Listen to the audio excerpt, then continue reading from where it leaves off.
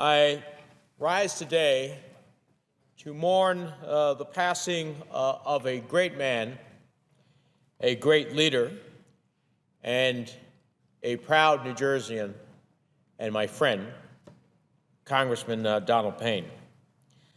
I am saddened beyond words by his death. Personally, I've lost a close friend, and the people of New Jersey have lost a tireless voice, a true advocate who spent a lifetime fighting for fairness, for justice, and for the little guy. Wherever there was injustice, intolerance, or suffering, wherever someone was downtrodden by the more powerful and didn't have a fair chance, Donald Payne was there intervening. From his earliest days in Congress, he focused on New Jersey, but his influence was profoundly felt around the world. As a senior member of the House Committee on Foreign Affairs and the ranking member of the Subcommittee on Africa, Global Affairs, and Human Rights, Donald Payne followed his passion to restore democracy and human rights in places where the suffering was greatest. If you asked him what his greatest accomplishment was, and there were many, he would tell you that it was working on global health issues, co-founding the Malaria Caucus that he launched with First Lady Laura Bush, securing $50 million to fight drug-resistant tuberculosis, and $50 billion for HIV, AIDS, TB, and malaria, that literally, and I have heard these stories, Madam President, literally saved whole villages in sub-Saharan Africa, because that's the kind of man he was. He built a reputation as chairman of the Africa and Global Health Subcommittee for his integrated approach to Africa, combining health, development, economic growth, and improvements for a better quality of life. He once said, and I quote him, "Malaria, TB, HIV, AIDS are diseases that are caused as well by poverty. And until we really start dealing with poverty elimination, we are going to continue to have these diseases that follow poverty. We cannot be serious about development assistance or engagement without effectively dealing with these three major diseases." And he did everything he could to live up to those words. He could not ignore the fact, as he pointed out, that more than 29 million people in sub-Saharan Africa live with HIV/AIDS, that malaria and HIV together kill more than 4 million people each year, that 90% of them are in Africa, that for millions around the world, particularly in sub-Saharan Africa, where the global malaria burden is heaviest, the disease is a daily reality, he would say, an enduring epidemic that kills millions and impedes the progress of entire nations.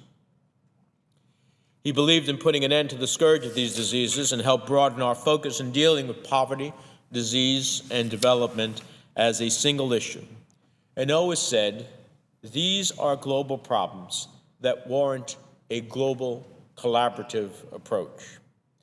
On World Malaria Day in 2010, he said, "This is not an endeavor for which we lack the knowledge, skills, or resources to win." And Donald Payne was determined to win. When he put his mind to it, he could do anything. He believed he could change the world, one village at a time, and he did, because that's the kind of man he was. I served with Donald Payne in the House. I got to know him. I grew to respect his deep and passionate commitment to the institution and the people he served.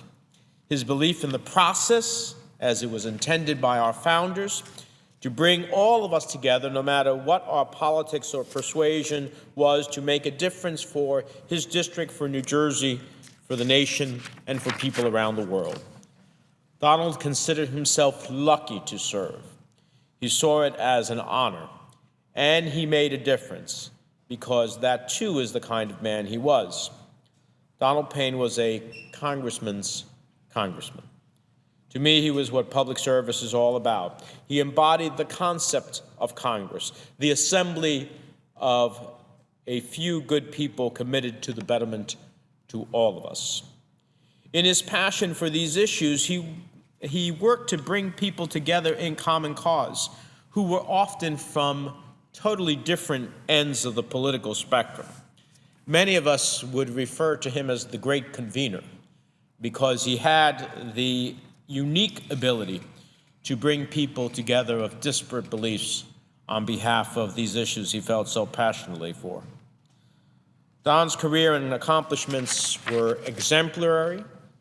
Before he was elected to Congress, he was an educator in the Newark and Passaic public school districts. He was the former national president of the YMCA. He became New Jersey's first African-American congressman, winning election in 1988 overwhelmingly, and was serving at the time of his death his 12th consecutive term this year. He was a senior member of the House Committee on Education and the Workforce, and he was a steadfast vocal advocate for early childhood education. He was instrumental in making K-12 education more successful and for making college more affordable. He worked to cut the cost of the Stafford loans in half and increase Pell Grants. He was a tireless champion of working families, always an advocate of increasing the minimum wage, always pushing for workplace fairness and workforce protections, because that's the kind of man Donald Payne was. Through his life and service, he was a man of the people, and the people of New Jersey will never forget what he did for Essex, Hudson, and Union counties, or for the state as a whole. In the end, Congressman Payne will be remembered for the dignity and honor with which he brought to this institution of the Congress, for which he represented his district, always putting the interests of the community, the interests of New Jersey, and the interests of humanity first, because that's the kind of man he was. Donald made New Jersey proud, and he will forever be missed by all of us who are touched by his warmth and compassion. So I join my colleagues in mourning the passing of a great man. Leaders throughout the world, I got to visit Congressman Payne on Saturday at the hospital and talking to his brother, where leaders throughout the world had been calling to inquire as to how he was. Leaders throughout the world who knew how he touched the lives of their citizens and who also mourn his passing. So our thoughts and prayers go out to Donald's beloved children and his entire family and all of those who were touched by him throughout his life. He will be missed, and certainly we hope that God will bless this great man who gave back much more than he ever received in life.